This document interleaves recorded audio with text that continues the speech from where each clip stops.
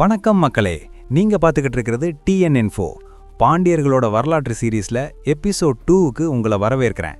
போன எபிசோட்ல பாண்டியர்களோட அந்த ஆரம்ப காலத்திலிருந்து முதல் பாண்டிய பேரரசு எப்படி ஒரு உச்சத்தை தொட்டுட்டு அப்புறம் அந்த திருப்புரம்பியம் போர்ல அடி வாங்கி கடைசியில இரண்டாம் ராஜசிம்ம பாண்டியர் தன்னோட கிரீடத்தையும் சிம்மாசனத்தையும் எடுத்துக்கிட்டு ஈழத்துக்கு ஓடினாரோ அதோட முடிச்சோம் இல்லையா? அங்கதான் ஒரு பெரிய சாம்ராஜ்யம் தற்காலிகமா ஒரு முற்றுப்புள்ளிக்கு வந்துச்சு. ஆனால் ஒரு நெருப்பு அணையிற மாதிரி தெரிஞ்சாலும் அதுக்குள்ள ஒரு கனல் இருந்துக்கிட்டே இருக்கும்ல. அந்த கனல் எப்படி மறுபடி காட்டு தீயா மாறி சோழ சாம்ராஜ்யத்தையே சுட்டெரிச்சதுங்கிறது தான் இந்த எபிசோடோட வெறித்தனமான கதை. ஸோ வீடியோவை ஸ்கிப் பண்ணாமல் பாருங்கள். நம்ம சேனலுக்கு நீங்கள் புதுசாக வந்திருந்தா சேனலை சப்ஸ்கிரைப் பண்ணிக்கோங்க. அப்புறம் பக்கத்தில் இருக்கிற பெல் பட்டனை கிளிக் பண்ணி நோட்டிஃபிகேஷன் ஆன் பண்ணிக்கோங்க. சரி, இப்போ மேட்டருக்குள்ளே போவோம். பாண்டிய நாடு இப்போ யாரோட கைவசம் இருக்குன்னு பார்த்தா பராந்தக சோழன் மதுரையை மொத்தமாக அள்ளிக்கிட்டு போயிட்டார். மதுரைக்கு மதுராந்தகன்னு அவரே பேரை மாற்றி வச்சாருன்னா பாருங்களேன், அந்த மனுஷனுக்கு பாண்டிய நாடு மேலே எவ்வளவு காண்டு இருந்திருக்கும்னு. ஆனால் சோழர்களுக்கு ஒரு பெரிய தலைவலி என்னன்னா, அவங்க மதுரையை பிடிச்சாலும் அங்கே இருக்கிற மக்கள் மனசை பிடிக்க முடியல. பாண்டிய நாட்டு மக்கள் எப்பவுமே மீன் கொடிக்கு தான் விசுவாசமாக இருப்பாங்க. சோழர்கள் அங்கே வந்து வரி வசூல் பண்ணும்போது மக்கள் அவங்கள ஒரு ஆக்கிரமிப்பாளராக தான் பார்த்தாங்க. இந்த நேரத்தில் தான் ஒரு முக்கியமான விஷயம் நடக்குது. இரண்டாம் ராஜசிம்மன் இலங்கைக்கு போனார்ல, அங்க போய் அவர் சும்மா இருக்கல. இலங்கை அரசன் 4ஆம் உதயன் கிட்ட போய், நண்பா என் நாட்டை பாண்டியன் புடுங்கிட்டான், எனக்கு உதவி பண்ணுன்னு கேட்டார். ஆனா அப்ப சோழப்படை இருந்த வேகத்துக்கு யாராலையும் அவங்கள எதிர்த்து நிக்க முடியல. கடைசியில ராஜசிம்மன் விரக்தியாகி பாண்டிய வம்சத்தோட அடையாளமா இருந்த அந்த சுந்தர முடியையும் ஆபரணங்களையும் இலங்கை அரசன்கிட்டயே பாதுகாப்பா கொடுத்துட்டு கேரளாவுக்கு, அதாவது தன்னோட தாய் வழி சொந்தக்காரங்க வீட்டுக்கு போயிட்டார். இப்போ சோழர்களுக்கு என்ன பிரச்சனைனா, பாண்டிய நாட்டை முழுசா ஆளணும்னா பாண்டியர்களோட அந்த பாரம்பரிய கிரீடம் அவங்க கைக்கு கிடைக்கணும். அப்பதான் பாண்டிய நாட்டின் அரசன்னு அவங்க முறையா முடிசூட்டிக்க முடியும். பராந்தக சோழன் இலங்கை மேல படையெடுத்ததுக்கு ஒரு முக்கியமான காரணமே அந்த பாண்டியன் கிரீடத்தை கைப்பற்றணுங்கிறது தான். ஆனா அது அவருக்கு கிடைக்கவே இல்லை. இது பின்னாடி பெரிய பஞ்சாயத்துக்கு வழிவகுக்கும், அது அப்புறம் சொல்றேன். சரி, இப்போ மதுரையில் என்ன நடக்குதுன்னு பார்க்கலாம். சோழர்கள் ஒரு புது டெக்னிக் கையாண்டாங்க. பாண்டியர்களை மொத்தமாக ஒழிக்க முடியாதுன்னு அவங்களுக்கு தெரிஞ்சு போச்சு. அதனால் என்ன பண்ணாங்கன்னா, சோழ இளவரசர்களையே மதுரைக்கு அனுப்பி அவங்களுக்கு சோழ பாண்டியர்னு பட்டம் கொடுத்து ஆள வச்சாங்க. அதாவது ரத்தத்தில் சோழன், ஆனால் பேரில் பாண்டியன். ராஜேந்திர சோழன் காலத்தில் இது ரொம்ப ஸ்ட்ராங்காக இருந்துச்சு. அவரோட மகன் ஜடாவர்மன் சுந்தர சோழ பாண்டியன் தான் மதுரையோட முதல் சோழ பாண்டிய வைஸ்ராய். கல்வெட்டுகளை இன்ச் பை இன்ச்சாக அலசி பார்த்தா ஒரு விஷயம் புரியுது. இந்த சோழ பாண்டியர்கள் மதுரையில் இருந்துக்கிட்டு பாண்டிய நாட்டு நிர்வாகத்தை கவனிச்சுக்கிட்டாங்க. ஆனால் ஒரிஜினல் பாண்டிய வம்சத்து ராஜாக்கள் என்ன ஆனாங்க? அவங்க செத்து போயிட்டாங்களா? இல்லை, அவங்க பாண்டி நாட்டோட தென் பகுதியில், இந்த திருநெல்வேலி, தென்காசி, அப்புறம் மலை அடிவாரங்களில் சின்ன சின்ன குறுநில மன்னர்கள் மாதிரி தங்கிட்டாங்க. அவங்க தங்களை பாண்டியர்னே சொல்லிக்கிட்டாங்க.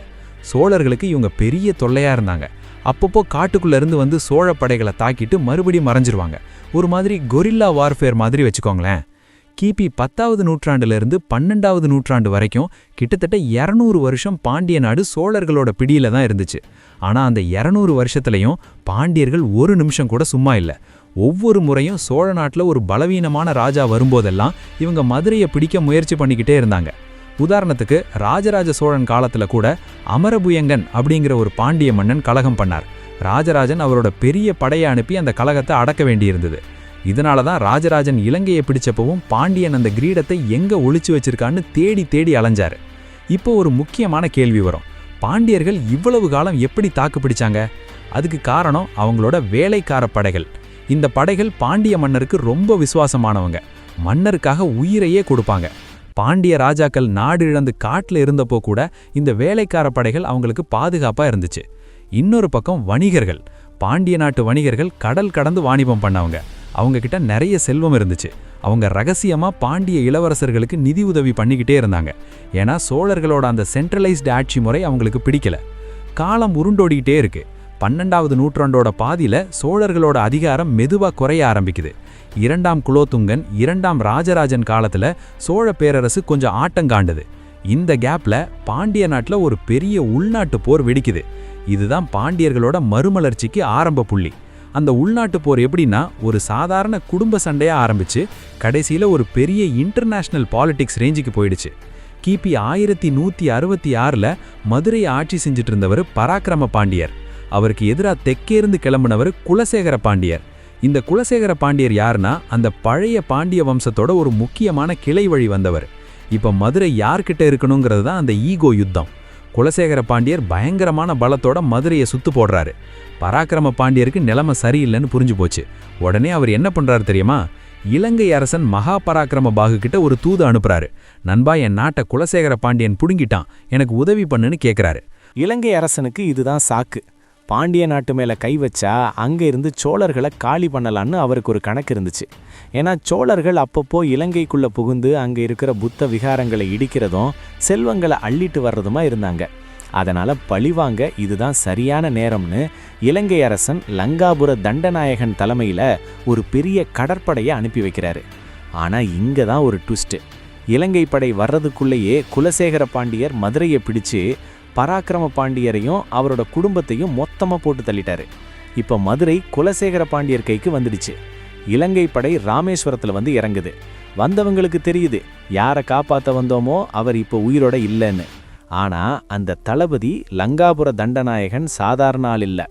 மன்னர் உயிரோட இல்லைன்னா என்ன, குலசேகரனை தோற்கடிச்சிட்டு பராக்கிரம பாண்டியரோட வாரிசை உட்கார வைப்போம்னு முடிவெடுக்கிறாப்புல. ராமேஸ்வரத்திலிருந்து மதுரை வரைக்கும் அந்த இலங்கை படை பண்ணின அட்டூழியம் இருக்கே, அது வரலாற்றிலேயே ஒரு கருப்பு பக்கம். கல்வெட்டுகள் என்ன சொல்லுதுன்னா, வழியில இருந்த ஊர்களை சூறையாடுறது, கோவில்களை இடிக்கிறதுன்னு அவங்க ஒரு வெறியாட்டமே ஆடியிருக்காங்க. குலசேகர பாண்டியர் இப்போ பயந்துட்டாரு. ஏன்னா இலங்கை படை நவீன ஆயுதங்களோடவும் யானை படைகளோடவும் ரொம்ப ஸ்ட்ராங்கா இருந்துச்சு. வேற வழி இல்லாம இதுவரைக்கும் எதிரியா நினைச்ச சோழங்கிட்டையே போய் நிற்கிறாரு. அந்த டைம்ல சோழ நாட்டை 2ஆம் ராஜாதிராஜ சோழன் ஆண்டுகிட்டு இருந்தாரு. அவர் யோசிச்சு பார்க்குறாரு, பாண்டிய நாட்டுக்குள்ளே இலங்கை படை புகுந்துடுச்சுன்னா அடுத்து அவங்க வர்றது சோழ நாட்டுக்கு தான். அதனால குலசேகரன் செஞ்ச தப்பை மறந்துட்டு அவனுக்கு உதவி பண்ணுவோம்னு முடிவெடுத்து சோழப்படையை அனுப்புறாரு. இப்போ போர் எப்படி மாறுது பாருங்க. ஒரு பக்கம் பாண்டிய சோழ கூட்டணி, இன்னொரு பக்கம் இலங்கை பாண்டிய வாரிசு, அதாவது பராக்கிரம பாண்டியரோட பையன் வீரபாண்டியன் கூட்டணி. இந்த இடத்துல தான் ஒரு மைண்டு கேம் நடக்குது. இந்த மைண்டு கேம் எப்படி ஒர்க் அவுட் ஆச்சுன்னு பார்த்தா அது ஒரு செஸ் போர்டு மாதிரி தான்.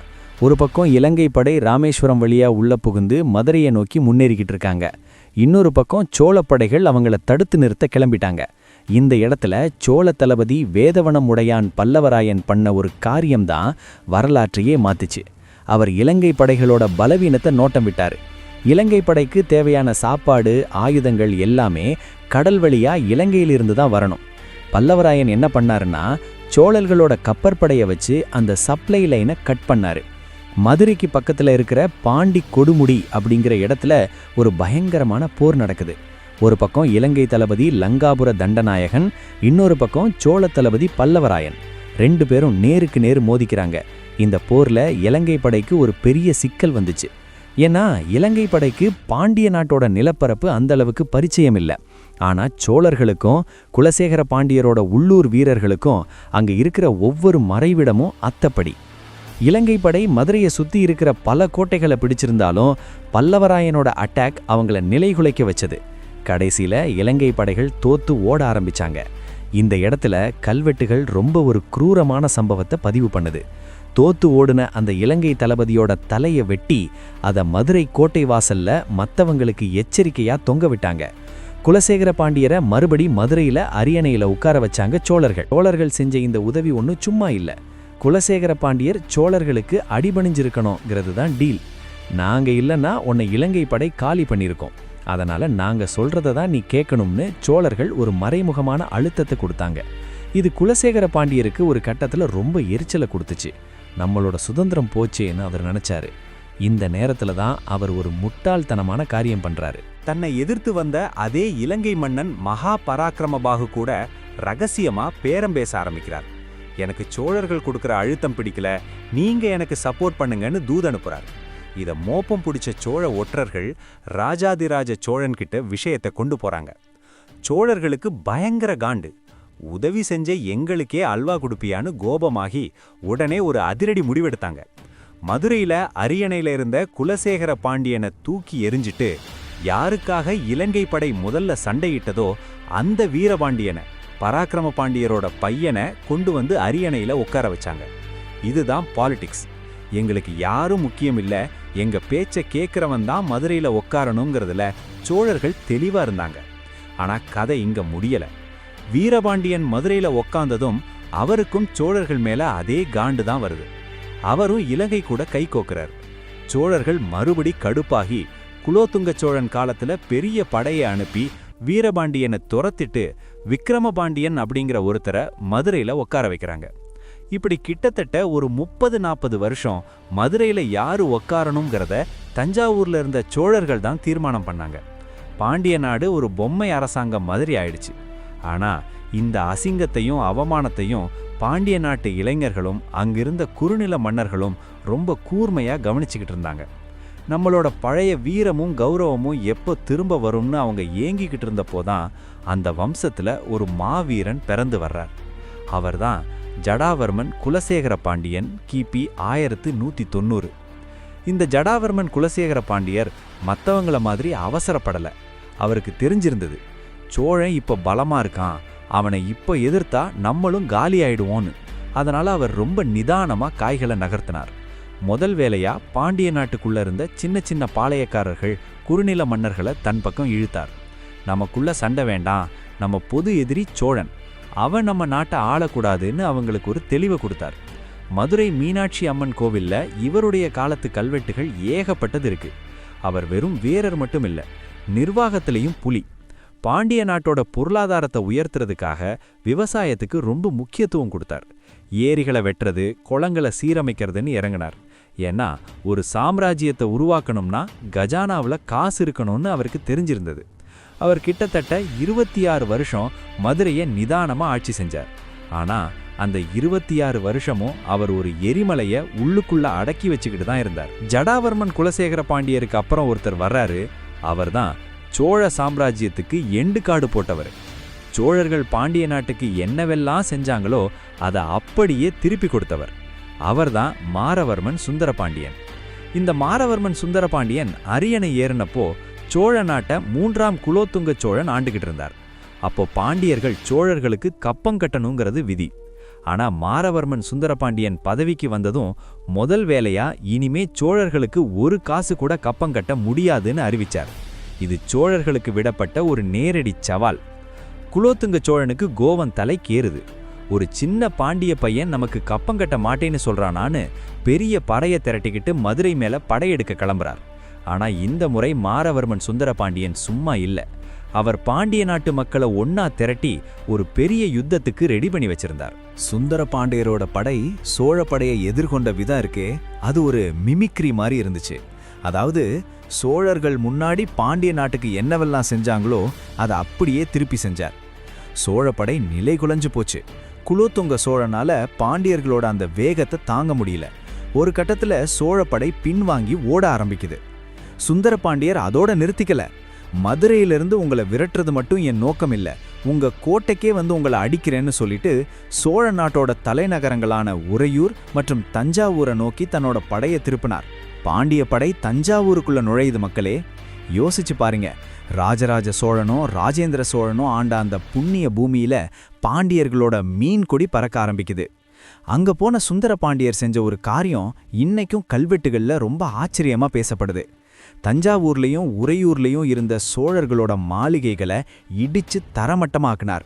அதுவும் சும்மா இல்ல, அந்த இடத்துல கழுத வச்சு ஏர் உழுந்தார்னு குறிப்புகள் சொல்லுது. இது ஒரு மிகப்பெரிய அவமானம். என் நாட்டில் நீங்க என்ன பண்ணீங்களோ அதை விட அதிகமா நான் பண்ணுவேன்னு அவர் நிரூபிச்சார். அதுக்கப்புறம் அவர் பண்ண ஒரு விஷயம்தான் ரொம்ப கிளாஸ். சோழ நாட்டையே ஒரு வழி பண்ணிட்டு சிதம்பரம் தில்லை கோவிலுக்கு போனார். அங்க போய் இறைவனை வணங்கிட்டு சோழர்களோட அந்த பாரம்பரியமான முடிசூட்டு மண்டபத்தில் உட்கார்ந்து நான் தான் இப்போ இந்த நாட்டுக்கும் அரசன்னு ஒரு அறிவிப்பை வெளியிட்டார். ஆனா அவர் சோழ நாட்டை தன்னோட நாட்டில் சேர்த்துக்கல. குலோத்துங்க சோழனும் அவரோட மகன் 3ஆம் ராஜராஜ சோழனும் தப்பிச்சு ஓடி போய் ஒரு இடத்துல தஞ்சம் புகுந்திருந்தாங்க. அவங்க சுந்தர பாண்டியர்கிட்ட வந்து கெஞ்சுறாங்க, எங்க நாட்டை எங்களுக்கே கொடுத்துருங்கன்னு. அப்போ சுந்தர பாண்டியர் ஒரு நிபந்தனை போட்டார். இனிமே எனக்கு கீழே தான் நீங்க குறுநில மன்னர்களா இருக்கணும்னு சொன்னார். வேற வழி இல்லாம பாண்டிய மன்னர்கள் அப்படி செஞ்சாங்க. இதனால தான் மாரவர்மன் சுந்தர பாண்டியருக்கு சோழ நாடு கொண்டருளிய பாண்டிய தேவர் அப்படின்னு ஒரு பெரிய பட்டம் கிடைச்சது.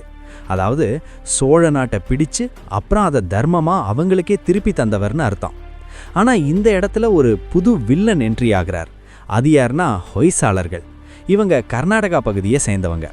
சோழர்களுக்கு பாண்டியர்கள் மூலமா ஆபத்து வர்றப்போ இவங்க உள்ள புகுந்து ஒரு பேலன்ஸ் பண்ண பார்ப்பாங்க. சுந்தர பாண்டியர் சோழர்களை மொத்தமா காலி பண்ணிடக்கூடாதுங்கிறதுக்காக ஹொய்சால மன்னன் நரசிம்மன் உள்ள வர்றார். இதனால தான் சுந்தர பாண்டியர் சோழ நாட்டை திருப்பி கொடுக்க வேண்டிய சூழல் உருவாச்சு. இருந்தாலும் பாண்டியர்களோட கெட்டி இப்போ சவுத் இந்தியா முழுக்க பரவிடுச்சு. சுந்தர பாண்டியருக்கு பின்னாடி வர்ற ஒவ்வொருத்தரும் இன்னும் பலவானவங்களா இருந்தாங்க. அதுலேயும் குறிப்பா ஜடாவர்மன் சுந்தர பாண்டியன் அப்படின்னு ஒருத்தர் வருவாரு. அவரு தான் பாண்டிய சாம்ராஜ்யத்தை இந்தியாவிலேயே நம்பர் 1 இடத்துக்கு கொண்டு போவாரு. மாரவர்மன் சுந்தர பாண்டியர் சோழ நாட்டை ஒரு வழி பண்ணிட்டு அவங்களுக்கே பிச்சையா தூக்கி கொடுத்துட்டு மதுரைக்கு திரும்புறார் பாருங்க. அது ஒரு ராஜ நடை. இப்போ பாண்டிய நாடு வெறும் ஒரு சின்ன ராஜ்யம் இல்ல, தென்னிந்தியாவோட பவர் ஹவுஸ். ஆனா இங்க தான் ஒரு சுவாரஸ்யமான விஷயம் நடக்குது. சோழர்கள் சும்மா இருப்பாங்களா? அவங்க பாண்டியர்களுக்கு கீழே குறுநில மன்னர்களா இருக்கிறத ஒரு பெரிய அவமானமா நினைச்சாங்க. இந்த நேரத்துல தான் சோழ நாட்டுல 3ஆம் ராஜராஜ சோழன் ஆட்சிக்கு வர்றார். அவர் கொஞ்சம் துடிப்பானவர். ஆனா அவர் என்ன பண்ணார்னா, மறுபடியும் பாண்டியர்களுக்கு கட்ட வேண்டிய கப்பத்தை நிறுத்திட்டு ஹொய்சாலர்களோட உறவை இன்னும் பலப்படுத்திக்கிட்டார். இதை தெரிஞ்சுக்கிட்ட மாரவர்மன் சுந்தர பாண்டியர் கிபி 1230 மறுபடியும் ஒரு மின்னல் வேக தாக்குதல் நடத்துறார். சோழ மன்னன் ராஜராஜன் இந்த தடவை பயந்து போய் காவேரி ஆற்றை கடந்து ஓடுறார். அப்போ கோப்பெருஞ்சிங்கன் அப்படிங்கிற ஒரு சிற்றரசன் ராஜராஜ சோழனை சிறை பிடிச்சு வச்சிடுறார். ஒரு சோழ பேரரசன் சிறையில் இருக்கார்னா பாருங்களேன், சோழ சாம்ராஜ்யம் எவ்வளவு பலவீனமாயிடுச்சுன்னு. அப்போதான் ஹொய்சால மன்னன் நரசிம்மன் உள்ள புகுந்து ஒரு பஞ்சாயத்து பண்ணி ராஜராஜ சோழனை விடுவிச்சு பாண்டியர்களுக்கும் சோழர்களுக்கும் நடுவுல ஒரு தற்காலிக சமாதானத்தை கொண்டு வர்றார். ஆனா நிஜமான ஆட்டம் இப்பதான் ஆரம்பிக்குது மக்களே. மாரவர்மன் சுந்தர பாண்டியருக்கு அப்புறம் வர்ற ஒரு மாவீரன் இருக்கார் பாருங்க. அவர்தான் முதலாம் ஜடாவர்மன் சுந்தர பாண்டியன். கிபி 1251 முதல் 1268 வரை. இவரை வரலாற்று ஆசிரியர்கள் 2ஆம் ராஜேந்திர சோழன்னு கூட சொல்லுவாங்க. ஏன்னா ராஜேந்திர சோழன் எப்படி வட இந்தியா வரைக்கும் போய் வெற்றி கொடி நாட்டினாரோ அதே மாதிரி இந்த சுந்தர பாண்டியன் ஒட்டுமொத்த தென்னிந்தியாவையும் ஒரு குடைக்கு கீழே கொண்டு வந்தார். சுந்தர பாண்டியன் அரியணை ஏறின உடனே சமாதானம், பஞ்சாயத்து எல்லாம் இனிமே கிடையாது. ஒன்னே என்கிட்ட சரணடையணும், இல்லைன்னா போர்க்களத்தில் சாகணும்னு ஒரு அதிரடி ரூட் எடுத்தார். அவர் முதல்ல கை வச்சது சேர நாட்டு மேல. சேர மன்னன் வீரரவி உதய மார்த்தாண்டவர்மாவை ஒரு பெரிய போர்ல தோற்கடிச்சு அங்கிருந்து ஏகப்பட்ட யானை படைகளை கைப்பற்றினார். அதுக்கப்புறம் நேரா சோழ நாட்டை நோக்கி போறார். அப்போ இருந்த 3ஆம் ராஜேந்திர சோழன், சோழ வம்சத்தோட கடைசி பெரிய ராஜா, பாண்டியர்களோட அந்த பிரம்மாண்டமான படையை பார்த்து மறண்டு போயிட்டார். சோழ நாடு முழுசா பாண்டியர்கள் கைக்கு வருது. ஆனா சுந்தர பாண்டியருக்கு ஒரு பெரிய தடையா இருந்தது ஹொய்சாலர்கள் தான். அவங்க அப்போ கண்ணனூர் கொப்பம் அப்படிங்கிற இடத்துல ஒரு பெரிய கோட்டை கட்டி தமிழ்நாட்டு அரசியல்ல தலையிட்டுக்கிட்டு இருந்தாங்க. சுந்தர பாண்டியர் யோசிச்சார், இவங்கள காலி பண்ணாதான் நமக்கு நிம்மதின்னு. கிபி 1254 கண்ணனூர் கொப்பத்துல ஒரு பயங்கரமான போர் நடக்குது. ஹொய்சால மன்னன் சோமேஸ்வரன் தன்னோட முழு பலத்தையும் திரட்டிட்டு வரார். ஆனா சுந்தர பாண்டியரோட போர் வியூகம் வேற லெவல்ல இருந்தது. ஹொய்சால படைகளை சிதறடிச்சு சோமேஸ்வரனை அங்கேயே போட்டு தள்ளிட்டார். கர்நாடகாவோட அதிகாரம் தமிழ்நாட்டில் இதோட முடிவுக்கு வருது. இதோட நிறுத்தாம சுந்தர பாண்டியர் வடக்கே ஆந்திரா வரைக்கும் போறார். அங்கிருந்த காக்கத்திய மன்னர் கணபதி தேவரை தோற்கடிச்சு நெல்லூர் வரைக்கும் தன்னுடைய எல்லையை விரிவுபடுத்தினார். நெல்லூர்ல வச்சு வீராபிஷேகம் பண்ணிக்கிட்டாருன்னா பாருங்களேன் அவரோட வெற்றி எவ்வளவு பெருசுன்னு. இந்த வெற்றிகள் மூலமா கிடைச்ச செல்வத்தை சுந்தர பாண்டியர் தனக்காக வச்சுக்கல. அவர் ஒரு தீவிர சிவபக்தர். ஸ்ரீரங்கம் ரங்கநாதர் கோவிலுக்கும் சிதம்பரம் நடராஜர் கோவிலுக்கும் அவர் செஞ்ச திருப்பணிகள் அசாத்தியமானது.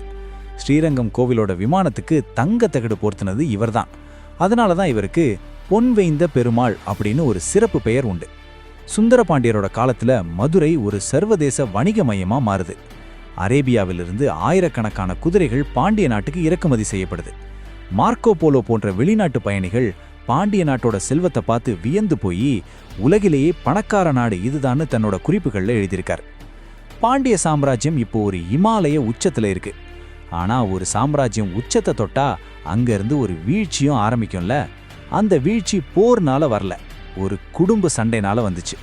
பாண்டிய வம்சத்தோட அந்த பொற்காலம் எப்படி ஒரு துரோகத்தினாலையும் டெல்லி சுல்தான்களோட படையெடுப்புனாலையும் சிதைஞ்சு போச்சுங்கிறது தான் நாம அடுத்த எபிசோட்ல பார்க்க போறோம்.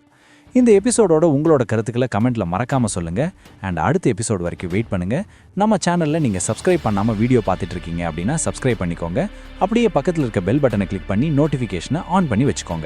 மீண்டும் அடுத்த எபிசோட்ல சந்திக்கலாம். நன்றி, வணக்கம்.